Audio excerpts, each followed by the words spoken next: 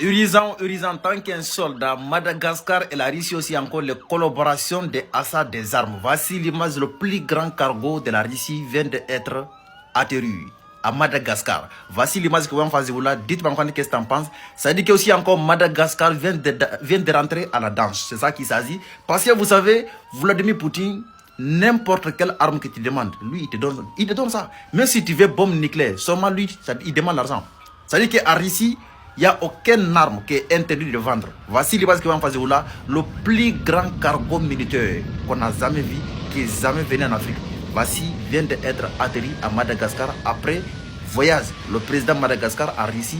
Voici retour qui vient d'arriver. Il vient de venir avec énormément d'armes, des hélicoptères, chars de combat modernes et certains l'avion de SAS qui vont en face de là. Mais vraiment les questions que me pose moi, parce que vous savez déjà, je suis très sévère envers vous.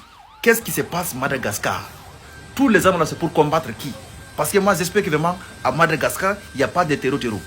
Oui. Dites-moi en commentaire qu'est-ce que tu en penses. Oui, de cette achat des armes, voici les cargos militaires de la Russie viennent des atterrir là-bas. Je vous dis et je le dis encore. Qu'est-ce qui se passe vraiment à Madagascar? Est-ce qu'il y a les guerres de terreau? Je ne crois pas. Hein. Mais vraiment, vous savez, déjà Russie, n'importe quelle arme que tu veux, mon gars, Poutine va dire que petit, il faut prendre. Il faut combattre les ennemis. Les gars, ça veut dire que le président de Madagascar vient de nous montrer que vraiment, si tu veux rester en vie, tu dois être armé. C'est ça qu'il s'agit. Parce que vous savez déjà, Madagascar, il n'y a pas de territoire là-bas. Mais vraiment, il assure son pouvoir pour avoir plus d'armes et avoir les soldats modernes. Parce que vous savez déjà, avant, les soldats malagasy, c'est mal formé. C'est ça qu'il s'agit. Et puis, il n'y avait même pas de belle tenue. Mais vraiment, depuis que lui il est arrivé, tout est changé. Votre commentaire en tant qu'un soldat, c'est la vérité, que Dieu nous ramène la paix. Amen. En tant qu'un soldat.